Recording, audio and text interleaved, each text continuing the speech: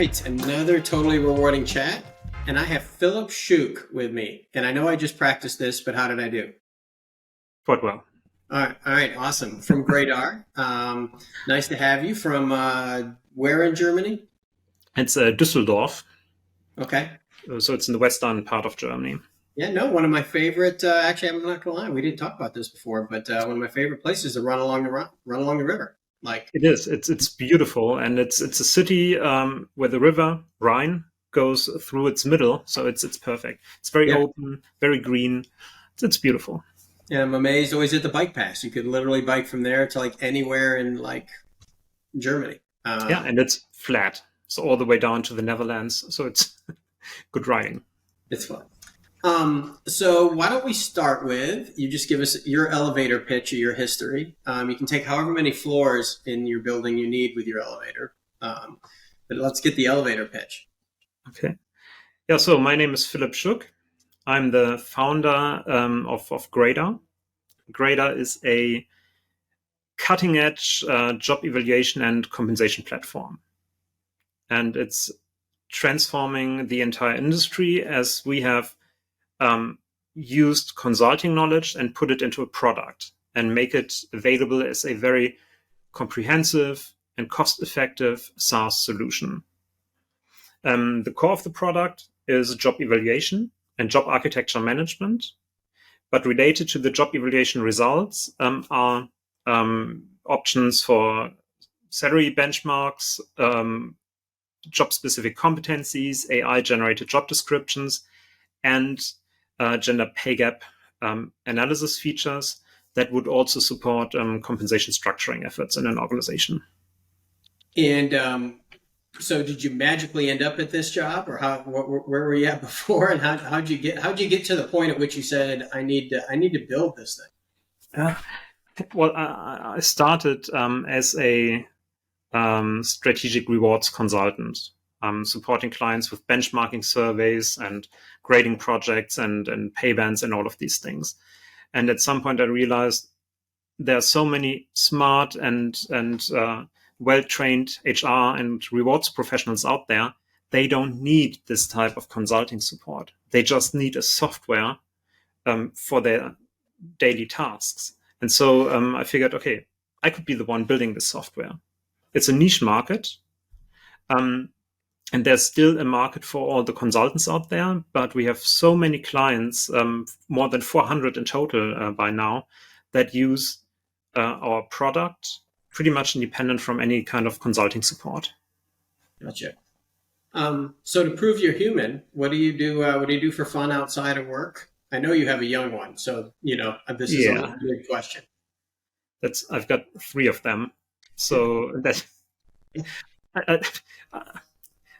I used to run an ambulance, or I used to drive an ambulance when I was younger, and I did this as a voluntary EMT for a while, but I just don't have the time for this anymore. There are 3 children, and their hobbies take up all the time that I have. Yeah, their hobbies become your hobbies. Yeah. So, yeah. Okay. At least I'm watching them play hockey and, well, field hockey, not ice hockey. Mm-hmm. But that's my life now. Okay, that makes sense for sure with 3. So let's just start with grading. So let's take a step back and say why, what is it exactly? For those that don't know exactly what grading, ever heard the term or the synonyms, and why should people even think about doing this? Yeah. So job grading, that's where the name Gradar comes from, is a synonym for job evaluation. And job evaluation is basically a process that looks at the requirements of a job, and such as responsibilities, the skills required, the complexity and working conditions maybe, and then comes up with a ranking order of the jobs. And there's something that is called point factor based job evaluation, and this is exactly what Gradar does. Okay. And job evaluation is used not only to build this rank order of jobs, but also to determine jobs of equal value. And the equal value of work is one of the key concepts of pay transparency legislation in Europe and in many other countries. So Even in in it, your yeah. So yeah, let's go. We're not so far behind. We're behind, but we're not so far behind. Well, well, Now, well, I'll let it go. I won't even make you comment. So how do people get started with that, and what's the process? yeah, Because it sounds, I mean, if you have 10 people in your company, grading 10 sounds not so bad. If you yeah, have 2,000 people in your company across 12 countries, this yeah. sounds reasonably miserable to try to go through and give points and scores to everybody. Yeah. So can you walk through that process? Yeah, so the first step is to differentiate from the incumbents or the people holding the jobs, which means you would identify the unique jobs in your organization. So all those that are called specialist finance or accountant or expert finance or expert 1, 2, 3 in finance, those position titles would be consolidated onto unique jobs. So that at the end of the day, you might have something like a junior accountant, and a senior accountant, a specialist, senior specialist, and an expert in finance. And then you would map the employees against these jobs and then start evaluating the jobs. And this could be based on a job description, or it could be based on the results or input from an interview setting. And the interview might be with people managers that know a lot about the jobs, or with subject matter experts. And you would then apply the different factors from the job evaluation system to get the grade for each job, and then put these jobs into this ranking order. And that's a very different approach. We call it, it's a value driven approach. So the grade is a value, and it doesn't tell us anything about the price of the labor yet. And I think that's the big difference to an American practice, where the price of labor is often in the foreground. So where you would be looking into different market surveys to see how much other market participants are paying for the job of an accountant or a junior accountant. Yeah, I've often said, I think Europeans, and by the way, despite being American, I know Europe is more than one country. Europeans basically grade first and then look at the role. Yeah, Americans will look at a role first and then potentially put it in a grade. And that's how yeah, they market price. Not for all, and don't want to generalize, but that's generally that. You're right. They look at, this is how much this role pays, so then it must be in this grade. This one is this grade, so now maybe it pays this type, this range is kind of the European mode. Um, I think. yeah, absolutely. And the outcome with our European customers is often that they have the job grading, and they use this to establish a fair and rational pay structure. For example, based on grades and job families, or just grades, and then set up pay bands that would define the minimum and maximum level of pay. And those pay bands, they are not necessarily driven by market rates. So we have many clients that wouldn't even use market surveys to determine the pay bands, but only have a look at their internal compensation at the moment. So this is yet again, this is the very different approach. And this might be due to the prevalence of labor agreements or collective labor agreements in the markets, or just a different tradition. But it's very typical to align the jobs first, to create career paths, and then work with grade-based pay structures. Okay. And so, what's the easiest way to start? I mean, is it, obviously you've got a tool, and I don't want you to not talk about the tool, but where's the easiest place? Is it gathering up your employees? Is it trying to get job descriptions? Are job descriptions required to start, or do Yeah, how do you, basically take a mess of, we've got 1,000-person company. yeah, How do we start the process of getting yeah, everyone graded? yeah. So the first step is to gather data. And the easiest thing to do this is to have an Excel file. And then maybe the names of the employees together with their current position titles, align those entries with departments, and if possible, job families. and maybe other information that exists in the organization. But the reality is that, for example, job descriptions often do not exist or are of very poor quality because they are totally outdated or weren't written right. So yeah, gather as much information as possible. That's really our advice. And then the step to consolidate those position titles into jobs, into unique jobs, that's the biggest part really before you can actually start with a job evaluation exercise.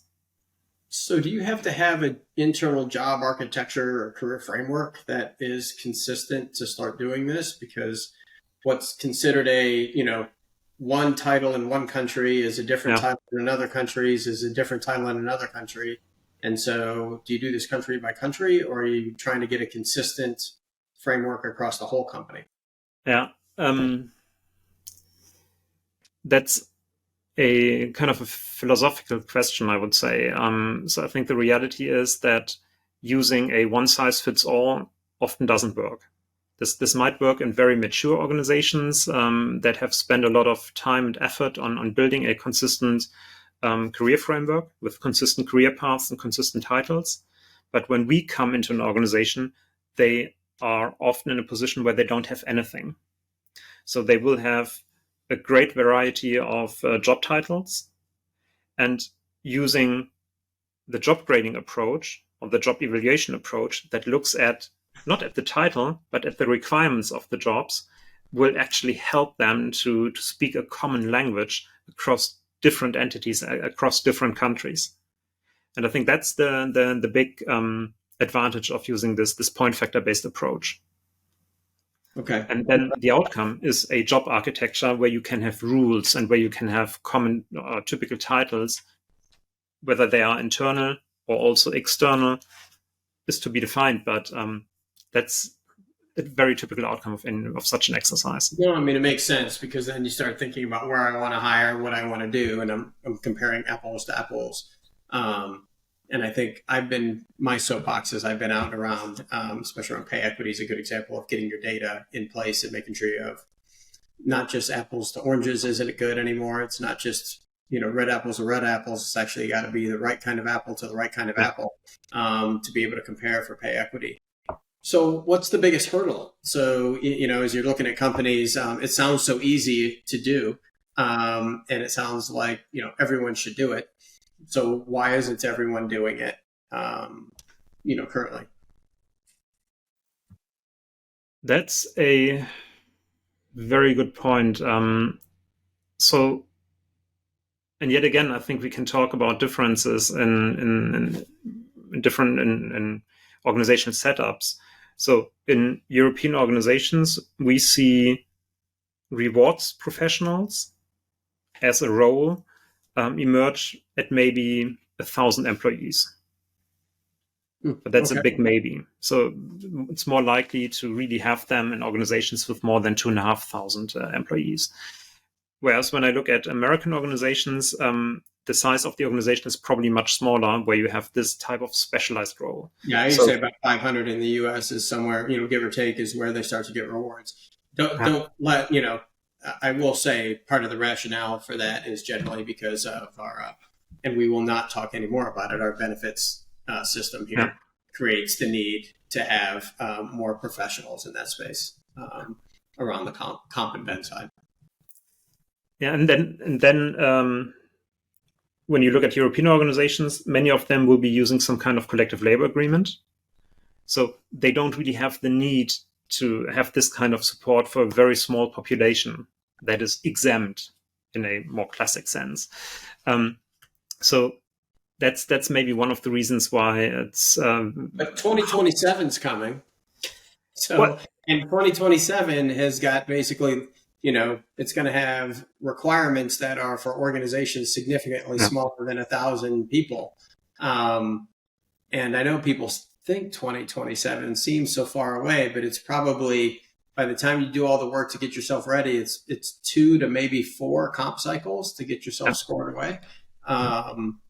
So how do you how do you see this all playing out? Because you've got yeah, comp professionals down not available comp rewards professionals, not in the size space that No. some of these countries are requiring to have transparency.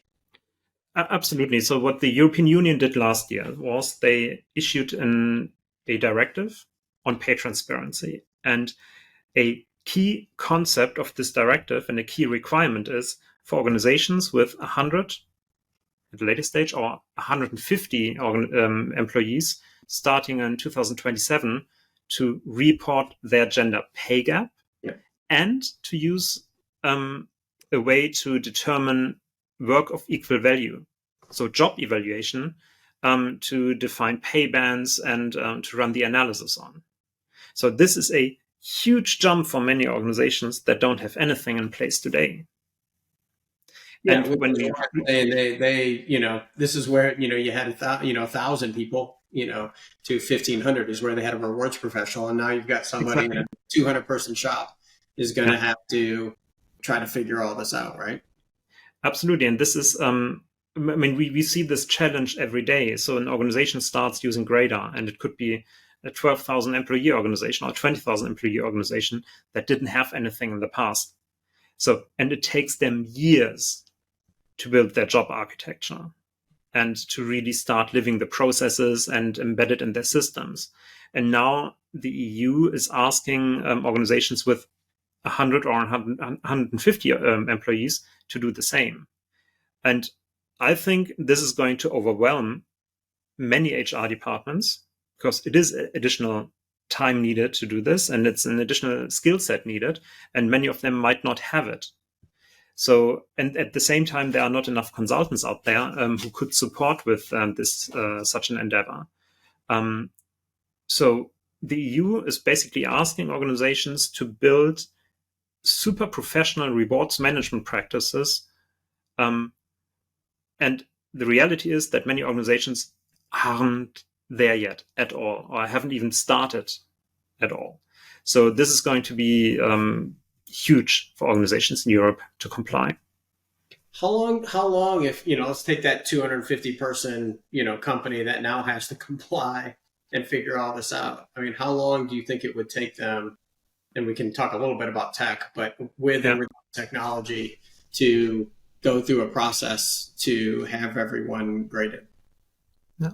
So, such an organization might have about 100 unique jobs in the organization. And as a rule of thumb, we can say you can evaluate about 25 jobs a day. If you're sitting in a simple interview setup, or if you use well-written job descriptions together with HR, then this is a rough number that can be managed per day. So it would take them between 4 and maybe 5 days to evaluate all jobs. But this doesn't include preparing the data, mapping the employees against the correct jobs, talking to your different stakeholders, like your employee representatives, the wonderful Betriebsräte in Germany, and so on. So that's another time that would have to be calculated. And then obviously, once you have the job evaluation results, you've got to run the gender pay gap analysis. You've got to start building the pay bands and ideally implement some processes, maybe in an HRIS, so that you can actually use these methods and tools in a sustainable manner. Yet again, this describes a problem because the market for HR systems in Europe is pretty much untapped. So there are some vendors out there, and you have like Personio or Factorial or Bisneo in Spain or Efficient in Belgium. They do have amazing systems, but they all lack proper support for compensation management. They're not very good at this. So I think many HR departments will then rely on an Excel-based solution, which isn't ideal and might not be well thought through because they have never done it before. Yeah, So well, from it's a our huge from our challenge. perspective, it's really interesting because we're obviously we're on the comp planning end of we have the comp planning piece, right? Mhm. We do pay equity analysis inside the suite of tools. But the grading, of course, all that is always, I've got a cool pyramid you would appreciate. I talk about pay equity when I'm out, just having the right data again. And you've got to have those jobs graded and all that work done first, then you can do your analysis. Then you can roll it into a comp planning tool with remediation factors and a plan. But obviously, if the foundation isn't right, everything you roll up through the next suite of tools tends to, it won't be correct, is going to be the fundamental problem. Yeah, absolutely. And so organizations do not have the job evaluation in place, and they do not have tech in place that could support them with this either. And that's So the big challenge, I guess. so let's say, because comp as a service, I think you mentioned it earlier. I think comp as a service is going to be an interesting thing to hear. You don't want to hire another person. A comp as a service to me is, there's going to be people very proficient at coming in and grading your jobs and getting everything squared away. They'll come in, have a tool in place, for this, for this, obviously they would be picking Grado. There might be an organization that has Grado that comes in and does it and then leaves that as the tech behind. Mm-hmm. Do you think that still is like a month is a reasonable time if somebody kind of understands what's going on? Because, you start to block these things out. I think personally, you've got 25, 26, 27 coming. In 27, you have to kind of report or face, penalties. Who knows what the actual legal ramifications will be, although they don't look good, is what they don't look. Assuming you got it together this year, you'd only have 26 and 27 for most companies who do one cycle a year to remediate, to get themselves under the bar. So for me, it's like, is a month reasonable for people to try to find a month when all the other stuff they have going on before they get to the year? Yeah, I mean, if you can really focus on the topics for a month, then this might be possible, especially in an SME with 250 employees. So this what comp as a service is, right? So if you outsource it and they're familiar with the tech, I mean, there's always to me, the question is, if you're going to interview, and I know you don't want to hear this, but I'm more familiar with IPE and Hay points. I'm dating myself with Hay Corn Ferry points. But that process still takes time in the interviews, et cetera. That assumes the company's got people available, right? Because the Gantt chart always looks great on paper until no one's schedule's open. Yeah. I can. Yeah, this is the biggest challenge. So when you don't have the skills in house, you at least need somebody who will do the project management and who will get the different stakeholders in the same room, so that you can actually talk to them. And our suggestion would always be, find someone in your HR team who is interested to learn the methodology and who's interested to learn about how to design pay bands and how to manage pay afterwards, so that we can have this effect of empowerment for the entire HR team. So that's what our preference would always be. I think that the classic approach of consultants in the past was, hey, we're going to deliver something. There's an Excel sheet. There's a PowerPoint slide deck. Here you go. Work with this. But they often did a poor job in really empowering and educating their clients and how to use them, or how to use this information and the data. Well, there's always two parts to that. The pessimistic side of me, of course, would be if you teach a man to fish and you're a fisherman, it's not great for you long term, right? So the consultants, and if they're good consultants, they also, most of the work they did, to be a little more fair, would be something that you fix it and then it might not need fixing again, right? For 3 years, right? Here's my pay philosophy. Here's my structure. Something you don't want to change all the time. So if they do a really good job, it's not something you need it again. Whereas, I don't know if you've heard the term wicked problem, but if you Google wicked problem, not just because I'm from the Northeast, but, it's a problem that always changes. And so you're adding people, your company's growing, you're hiring people higher in the range. You have to repoint people. Like, I got stuff going on, pay equity. It just can't be solved. Check the box and I'll come back to it in 2 years and do an audit. It just changes all the time. The interesting piece is going to be, and this is not clear yet really, but we have recently had some cases in court where the judges said, okay, you as an organization need to be able to really prove why somebody is being paid a certain amount.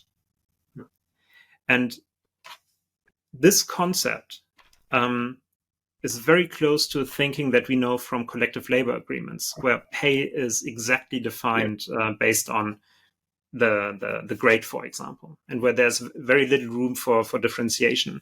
And this is something that is going to change. I think in the past we were able to use pay bands where the minimum and maximum level of pay were defined to make an informed decision, or to ask our managers to make an informed decision. But now I think you need to have more rules.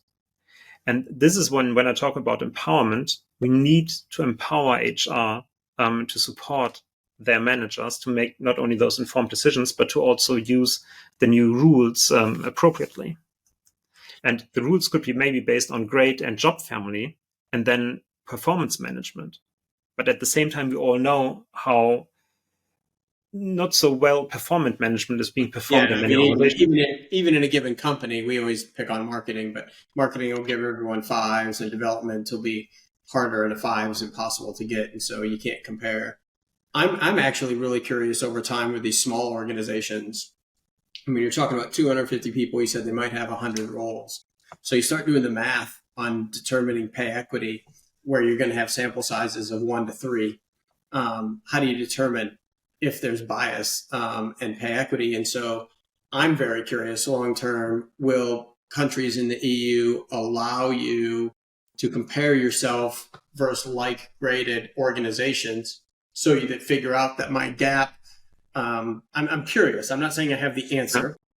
I'm curious if they will allow, because if I've got 2 accountants in there, somewhere, even if I use multivariate regression, the sample size is too small, right? So can I use it against everybody who's potentially on Gradar or potentially on somewhere else to basically use that as a defensible mechanism to say, look, I'm still not a great payer, right? Because it can't fix the problem that there's a gap, but the gap is actually significantly smaller or within the 5% bound based on a larger sample size. But the only way that'll work, where my brain falls apart every time on this, is everyone has to be graded the same, almost like you are one company, so that you can compare, like I said, not just red apples, but, Mac apples to Mac apples across companies. Before this happens, I think we're going to see an analysis within your own organization that will be looking at work of equal value. So it might not be the analysis based on the job, but on all the jobs in grade 10 and all the jobs in grade 8. Becomes a sample size, not accountants in grade 10. Gotcha. Yeah, so that's I think the concept, or one of the core concepts behind the Pay Transparency Directive, that we're going to see work of equal value being used much more often than in the past. Gotcha. So any other I don't want to say last words, that sounds awful, but, kind of last words around grading or anything else? The exciting thing that is job grading? Well, as I said earlier, I think it's the solution to many different aspects within an organization. So we see it as a key requirement for transparency. And the concept is a given when I look at the Pay Transparency Directive. We see it as a core requirement when you start defining your own pay bands, when you start defining career paths. When I look at the grader tool, we have the ability these days to use the input from the grading exercise to generate, with the help of an AI, to generate job descriptions. And to have things like job-specific competencies in place. So it's really, job grading is at the core of any job architecture, especially when you combine it with job families, so that you can really connect rewards practices and talent management policies and processes. And that's what I find super exciting. Yeah, it's interesting. I guess I'll phrase it slightly different. I find job grading, having done it a couple of places or whatever, as kind of the most mundane, boring thing I want to do least, Philip. And I say that with the utmost respect, because all the really cool stuff that then comes when you start tying analytics together, doing analytics about what's going to happen in predictive analytics, all require this thing that I personally don't want to sit down and do. But to be able to compare all those things kind of in any analytics of truth, I think it is really critical. And so as much as it doesn't seem like real fun to sit down, go through, even for, a company to spend 4 weeks, interview people, make sure it's there. I think both the defensibility, having it done, having it in a neutral system, like I think there's just a lot of good things that come from it. And thank goodness you built a tool, because I've, messed around with the old school method of doing it, and that is even less fun. Absolutely. And some people actually like using our tool. And when I see when I look at the user statistics, and I see that some organizations have dozens of evaluators or HR business partners that would access the system on a daily basis to see their job descriptions, to see the competency profiles, to see the pay bands and market data. I think we're doing something right there. Oh, I think so. And don't get me wrong. I know people I've worked with in the past, they love it and they're really good at it. And organizations that get it right, I think Yeah. not only is it going to be required. So there's a part of me who kind of like, okay, transparency is not only, everyone should be a fair payer, but there's going to be other, I think, upsides for organizations. I think organizations will be short-sighted if they just use the grading and get everybody graded and just use it for transparency. I think there's some really cool analytical items around predictive analytics and how you grow your company and how you become more profitable once you have that ready to be consistent across all the jobs. I think it's going to be super cool.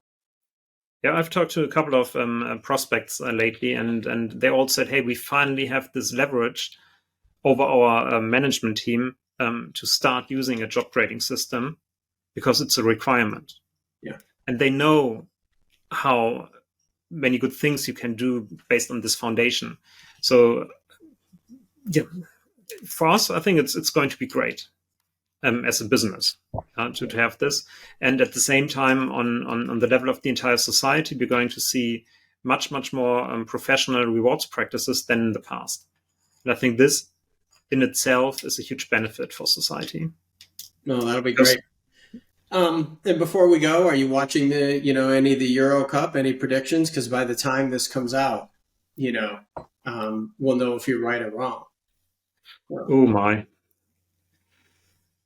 Well, I think I pull for Germany. I'm rooting for Germany, obviously, but I'm also quarter Dutch, so that's tough. And the Dutch, they're going to play. I think they're playing in Düsseldorf tonight, or tomorrow or something. So that's going to be. You didn't put the orange on though. I'm surprised you didn't wear orange today. Yeah, so. Well, that's a good point. Maybe the baby, spat on it or something. Yeah, that could be. This has been great. So for those that are watching, you can see Philip's information there. It's gradar.com. We usually, unless I make a mistake, we have his email as well out there. And Philip's been great with everybody that I've sent his way to do demos, to walk through, and kind of no matter the level. So if you have questions, feel free to reach out. Anytime. Awesome. Thanks so much. You're most welcome.